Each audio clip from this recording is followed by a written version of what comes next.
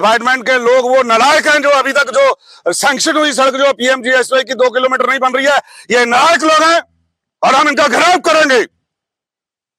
चाहे कोई भी होगा, कितनी भी सतह पे बैठा होगा, उसका घेराव किया जाएगा। जो सुनने में आ रहा है यहाँ के इलाके लोगों से, ये यहाँ पे 5 किलोमीटर का टेंडर हुआ था और उसमें से 3 ही किलोमीटर बनी है और 2 किलोमीटर अभी तक बनी नहीं है। और खासकर एक इशू जो सामने आ रहा है वो फॉरेस्ट का है। फॉरेस्ट वालों को ये बताना चाहते हैं कि ये हर आदमी कोई चोर नहीं है, यहाँ के लोगों की ये मालकी है, ये पहाड़ तक मालकी है यहाँ पे। हाँ जी सर, आप यहाँ पर आज आए थे चाटा एरिया में, तो क्या कहना चाहेंगे? जो रोड की कंडीशन आपने बाखूबी नीचे से देखी है लास्ट एंड तक। ये देखें, चाटा से ऊपर जब आते हैं पूरा, तो ये रत्ती नाला पुराना मोड़ा है, पुराना गांव है यहाँ का। जो चाटा में या आगे जाके लोग बसे हैं वो बेसिकली उनका ये पुराना गांव है।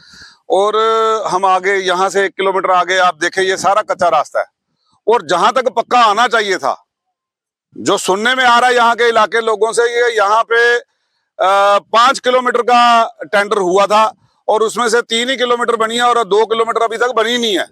और वो उसका क्या हुआ, बिल कैसे निकला, कहाँ गया, ये मैं चीफ इंजीनियर जो पीडब्ल्यूडी है उनको कहूंगा, गुप्ता साहब को, कि आप इसमें एक इंक्वायरी होल्ड करें।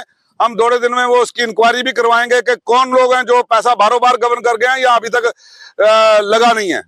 तो पीएमजीएसवाई का वो है इशू और उसके ऊपर मैं उनके एक्शन साहब को भी कहूंगा कि इसकी तहकीकात करें और हम आपके घेराव करने आएंगे आपके दफ्तरों के अंदर। आपने गांव के अंदर पीएमजीएस की जो रोड है उसका ठेकेदार की मॉनिटरिंग नहीं किया और बाकी काम नहीं किया है।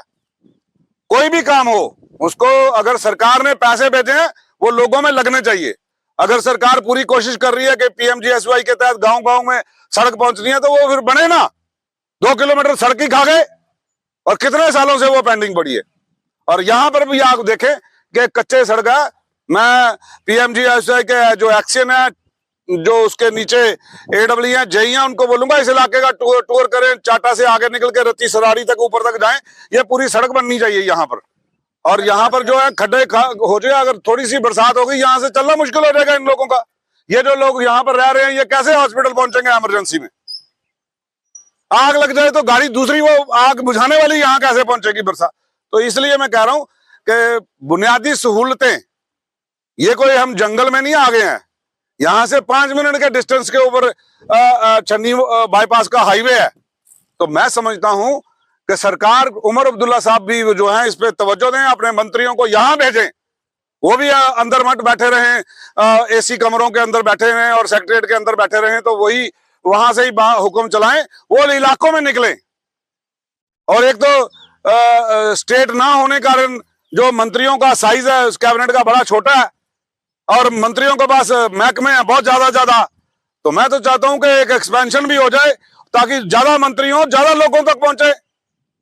तो इसीलिए मैं उमर साहब से भी और कैबिनेट मिनिस्टर जो है हमारे यहाँ के, वहां उनसे भी दरखास्त करूंगा पूरी कैबिनेट को, भाई आप रूरल एरियाज को तवज्जो दें।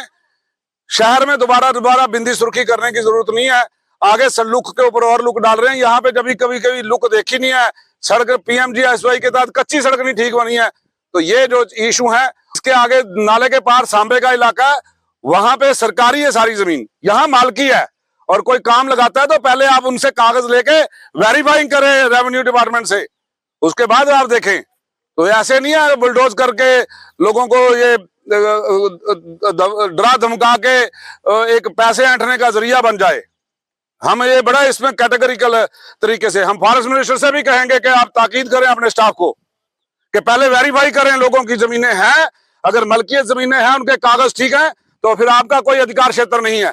अगर इनका कोई मालकियत नहीं है तो फिर इनका कोई अधिकार क्षेत्र नहीं है। फिर आप कानून के दायरे में जो भी एक्शन लेंगे वो फाइनल है। सर बात करेंगे, आप बाखूबी वहाँ नीचे से आए तो रोड की इतनी खस्ता हालत है। जब अब बरसात का मौसम स्टार्ट हो गया, बच्चे स्कूल नहीं जा पाते हैं बरसात में, और वहाँ पर इतना वो मिट्टी हो जाती है, पानी इस तरह हो जाता है कि निकलना भी बहुत मुश्किल हो जाता है। तो क्या कहना चाहेंगे? डिपार्टमेंट की नालायकी है।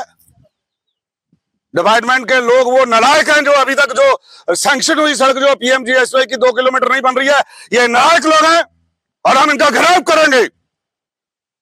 चाहे कोई भी होगा, कितनी भी सतह पे बैठा होगा, उसका घेराव किया जाएगा। और फिर तब तक वो घेराव तोड़ा नहीं जाएगा जब तक वो हमारी यहाँ पे आगे इलाके की शक्ल ना देख लें और उसका काम ना शुरू करें। यहाँ 5 किलोमीटर का यहाँ पे ठेका हुआ, 2 किलोमीटर सड़क ही खा गए। कहाँ है वो चीफ इंजीनियर, कहाँ है वो एससी, कहाँ है वो एक्शन? बाहर निकले और काम करें, सड़कों पे आए। ये हमारी वार्निंग समझें। हम आपके दफ्तरों में आएंगे, दफ्तरों में घेराव करेंगे आप लोगों का। चुप बैठने वालों में से हम वो नेता नहीं है कि चुप बैठ जाएंगे। हमारे लोगों का काम होना चाहिए। सरकार, अगर दिल्ली सरकार से पैसा चला है कि गांव गांव तक सड़क पहुंचनी चाहिए, तो फिर वो पहुंचनी चाहिए। जब पैसा आ गया तो पैसे का गबन नहीं होने देंगे। तो क्या लगता है जो ये लोग गांव में रहते हैं, इनको आगे ही मुश्किल का सामना करना पड़ता है, रोड नहीं मिलता है, पानी नहीं मिलती है, बिजली की भी प्रॉब्लम होती है, ये लोग कैसे गुजर बसर करते हैं? नहीं, पानी का इशू तो हमने काफी हद तक सॉर्ट आउट कर दिया। जैसे करियानी तलाब के ऊपर वो मोटर चला दिया, जो इनके ट्यूबवेल 2 चाटे में सैंक्शन हुए थे और वो सैंक्शन उनको हमने रिप्लेसमेंट में, एक तो जहां आप जल शक्ति का जो दफ्तर है उसके अंदर लग रहा है, एक उसके पीछे लग रहा है, दोनों ट्यूबवेल का पानी जो है इसके इलाके में आ जाएगा। वो तो इनकी काफी हद तक समस्या हल हो जाएगी। सड़क की जो है वो हम बता रहे हैं, हम इनको कल या परसों में हम जाके PMJSY के एक्शन को पूछेंगे।